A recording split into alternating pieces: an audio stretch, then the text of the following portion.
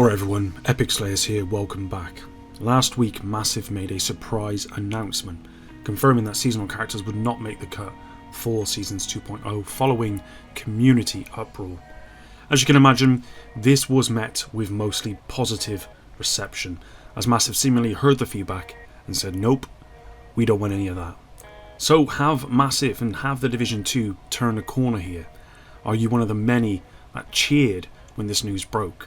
Let's take a look at what Massive announced, then I want to give you my thoughts on this U-turn from Massive. Let's start with exactly what Massive had to say about the removal of seasonal characters. After thorough examination and discussions with the team, we have decided to re-evaluate Seasons 2.0 with particular attention to seasonal characters, with the goal of progressing without them. This change will not impact the previously announced Year 6 plans, but it will require us to assess the changes necessary to the seasonal experience, which will be integrated with Year 6 Season 2 this fall. Once we have ironed out the finer details, we will return with more information, a live stream and a PTS. Thank you for making your voices heard and your continued support as we work to improve the Division 2 experience to serve our community. First and foremost, if this is the first time you're hearing of the removal of seasonal characters from Seasons 2.0, let me know what you think about that in the comments down below.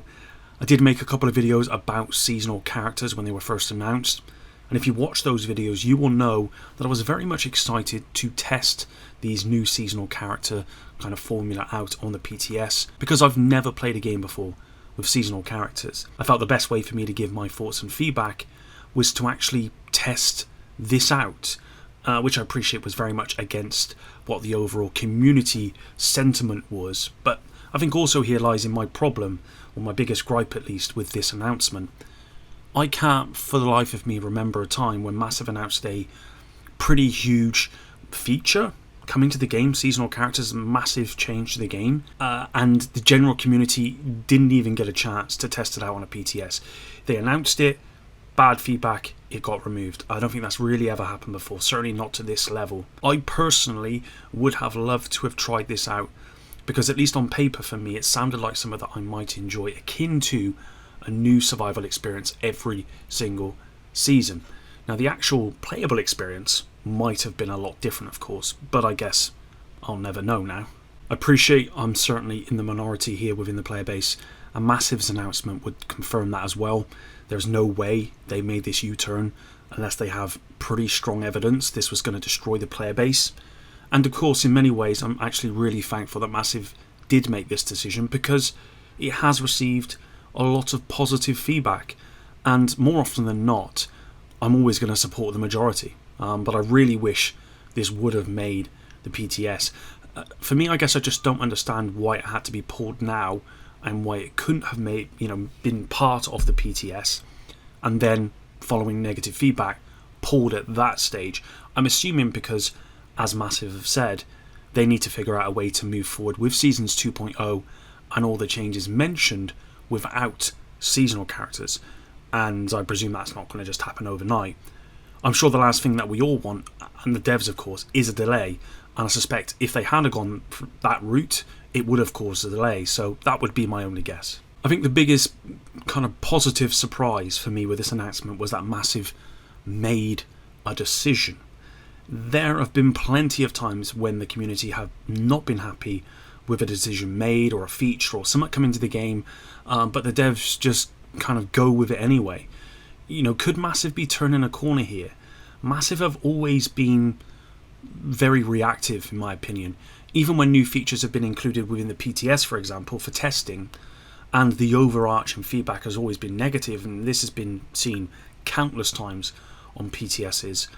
Massive would normally just kind of say, well, let's let it go live and see what the general community have to say. Most likely because, the PTS is PC only, and it misses out on a huge portion of the audience, which is the console audience. So that makes sense, which is why this decision doesn't make sense to me.